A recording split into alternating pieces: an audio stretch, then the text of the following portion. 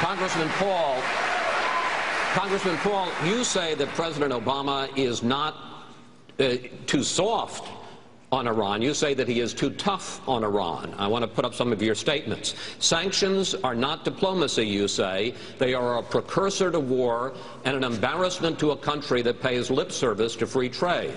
As for Iran's nuclear ambitions, you wrote this: one can understand why they might want to become nuclear capable, if only to defend themselves and to be treated more respectfully.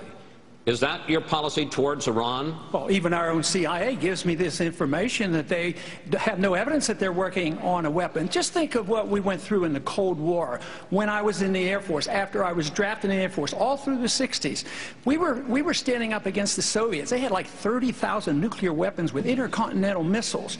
Just think of the agitation and the worrying of a country that might get a nuclear weapon someday, and just think of how many nuclear weapons surround Iran. The Chinese are there, the Indians are there, the Pakistanis are there, the Israelis are there, the United States is there. All these countries. China has nuclear weapons. Why wouldn't it be natural that they might want a weapon? There'd be, internationally, they'd be given more respect. Why should we write people off? There was, you know, in the 50s, we at least talked to them. At least our leaders and Reagan talked to the Soviets. What's so terribly bad about this?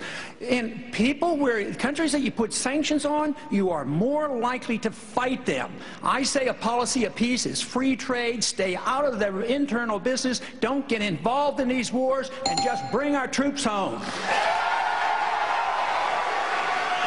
Congressman Paul, I want to just give you 15 seconds. I want to just make sure I understand. So your policy towards Iran is if they want to develop a nuclear weapon, that's their right, no sanctions, no effort to stop them. No, I think that makes it much worse.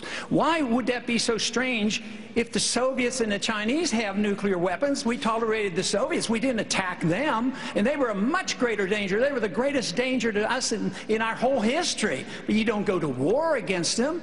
I mean, this whole idea of sanctions, all these pretend free traders, they're the ones who put on these trade sanctions. This is why we still don't have trade relationships with Cuba. It's about time we talk to Cuba and stop fighting these wars that are about 30 or 40 years old. Mr. Kaine, Senator Santorum, I got a question for you. Well, as the author of the Iran Freedom Support Act, which he is criticizing, because I authored it when I was in the United States the Senate would actually impose sanctions on Iran because of their nuclear program. Iran is not Iceland, Ron. Iran is a country that has been at war with us since 1979. Iran is a country that has killed more American men and women in uniform in Iraq and Afghanistan than the Iraqis and the Afghanistan has had. The Iranians are the existential threat to the state of Israel. You ask the Israelis, what keeps them up at night? It's the Iranians funding of Hamas and Hezbollah and the support of Syria. 30 seconds. And the reason, hold on, let me finish. There are rules here, sir. Yeah, I know there are rules, and you guys have been giving these guys a lot of time and not a whole lot of time to me, so let me answer the question. You have a question coming. Okay. The senator is wrong on his history.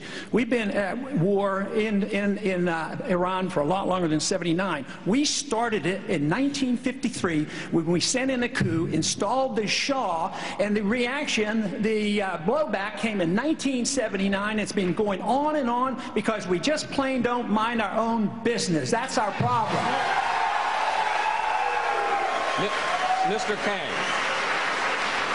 Mr. Kaine, you told Bill O'Reilly in June